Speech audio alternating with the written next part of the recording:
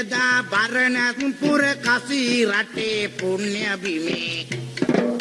පටවා ගැල් අසරණ යුවලක් දුකසේ වෙසෙති ගමේ එකසේ දෙදෙනම එක් වී උදේ හවා වෙහෙසෙනවා දුකසේ දිවි ගෙව්ව නමුත් සාමින් කාලය යනවා යටගියදා බරණැස්පුර කසී කියන රටේ ගැල්වල බඩු පටවල වෙළඳම් කරන ඉතා අසරණ